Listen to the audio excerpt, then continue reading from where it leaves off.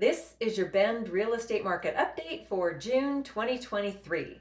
If you're interested in Redmond or Sisters as well as Bend, I'll get to those numbers in a few minutes, so stay tuned. So I know the number and the statistic that you're all waiting to hear is what happened to the median sale price in Bend. So I'm going to give it to you right up front, not make you wait. Month over month from May to June, our median sale price went up again for the second month in a row. That shows that the Bend real estate market is recovering. I truly believe that we have hit the bottom as far as prices falling, which they did for a little while, but they've been going up for a few months now. So our new median sale number was 815,000. That's just single family homes in the city of Bend.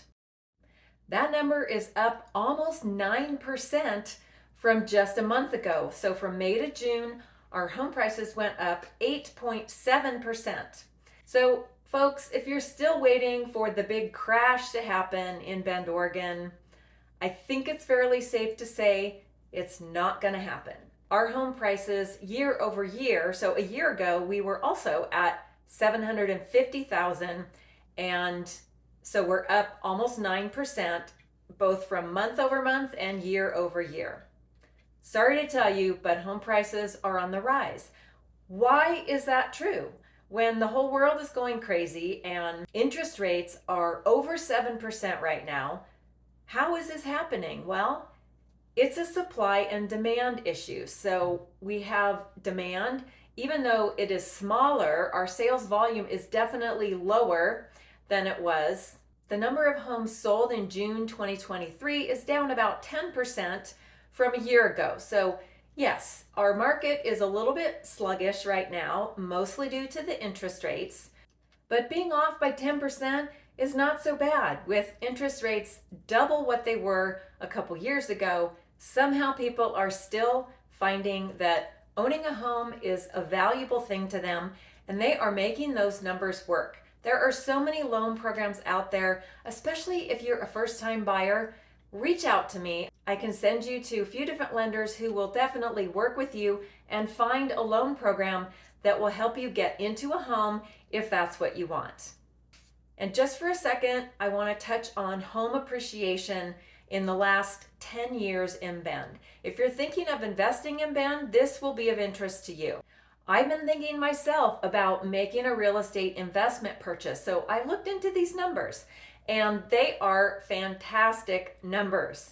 If you look back the past 5 years, which of course were not normal really because of the pandemic, we had an average over the last 5 years of 14% per year average. The 5 previous years, the average was 11% growth in the price of homes. So I think it's fairly safe to say that Bend is a great place to invest in real estate. So if that's what you're thinking about, give me a call. I'd be happy to help you find a great home to invest in. Of those 219 homes, over half were above the $700,000 price point, and only 11 of those were $500,000 or less. And I know that $500,000 price point, 500,000, is a really clear marker for the lower end of our market. And honestly, there are very few homes still for sale between $400,000 and $500,000 in the city of Bend. Pending sales is an indication of how many homes are going to close in the next month or two. And that's up just a tiny bit from a year ago. We're at 206 pending sales. Now, sometimes homes fall out, and so not all of those are going to close, but it's a good indication of a strong and healthy market for the rest of the summer. How long is it taking to sell homes in Bend? Well, our days on market did go up a little bit, 5 days, which is not really, we're still in the teens. 13 days on market is the median. So most homes, half of all the homes are going to be under contract. They're going to go pending from anywhere from 0 to 13 days. So that's pretty fast. Our market is pretty hot and it's moving quickly. If you find a home that you're interested in, you should definitely be pre-approved and write that offer quickly. Percentage of original price. This is an important statistic to think about. So in the pandemic days, this number was over 100%. At the highest, it was about 103%. So that's when people were bidding up properties and paying over the list price. Now that is not the case anymore, thank goodness. That's a very uncomfortable place to be. So right now, the number is 98.8. So pretty close to 100. You could get a little bargain here or there, but most homes are selling very close to their original list price. If you're still here, then I hope you will please watch to the end of the video. Just give me a couple more minutes of your time. Give me a thumbs up and hit that subscribe button, and you'll get to know everything about me, my dog, and where I live in the beautiful city of Bend, Oregon. Have you been thinking about buying a new construction home? Well, they have advantages and disadvantages, but I can tell you from the numbers that we did sell more new construction homes this past June than we did the year before. The number of new construction sales was up by about 22%. So new construction is a larger portion of sales right now due to the fact that people just are not listing their existing homes for sale. Can you think of a reason why that might be? I'm sure you've heard it on the internet before if you've watched any other YouTubers. So I'll give it to you again. The reason why there are so few homes for sale is because of those stupid low interest rates. Those 1, 2, 3% interest rates. I'm not going to rush out and sell my home unless I really have to, unless I'm relocating or it's just that important to me to take on a mortgage at 6.5% or 7%, which is where they are right now in July of 2023. So why am I going to switch a 3.5% mortgage and double my interest rate? Yeah, I'm probably not going to do that unless I have a really good reason, like I have to move, or I'm just highly motivated, or if I could cash out and buy a home with cash or with a very small loan, like if I'm moving to a less expensive city, that might be possible. But that's why our inventory is so low. Our demand is still fairly high, and so that's going to keep our prices going up. If you're thinking of buying a home in Central Oregon, maybe you're looking at relocating here and you're thinking, I just can't afford a home in Bend. Well, don't panic yet, because Redmond is just about 20 minutes north of Bend. It's a great small town, and let's look at the numbers for Redmond. Redmond home prices dropped over $25,000 from May to June, so that's a good sign. Their prices had kind of skyrocketed, and so I think it's just a leveling out. They're not going to crash either, but their median sale price for the month of June was $480,000. So compare that to Bend's $815,000. It's nearly half. How long is it taking to sell homes in Redmond?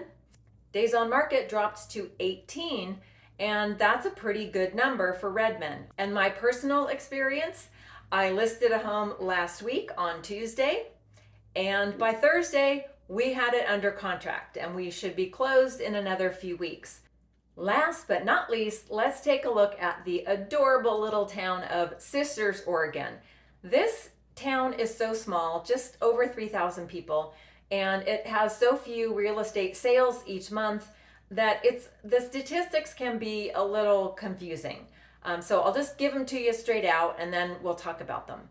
So from May to June, the median sale price in Sisters actually went up 4%. to $829,500. So that's just a little bit higher than Bend's median price. And typically Sisters and Bend are, neck and neck. They're relatively the same as far as price goes. Homes usually take a little longer to sell in Sisters just because it's a unique, smaller community. But just in case you think that's some kind of anomaly, that price growth in Sisters, I looked at the 12-month average numbers, so kind of smooth out the bumps and look at all the sales spread over the last 12 months. their home price is still up 6%.